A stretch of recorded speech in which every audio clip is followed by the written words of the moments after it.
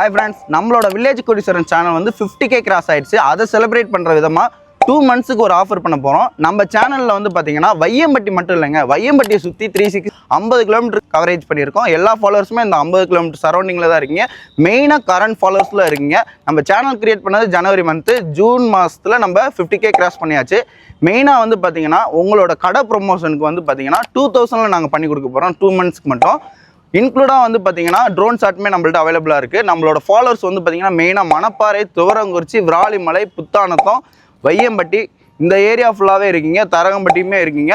உங்களோட பிஸ்னஸை நெக்ஸ்ட் லெவலுக்கு நம்ம வந்து சோசியல் மீடியாவில் கொண்டு போகிறோம்.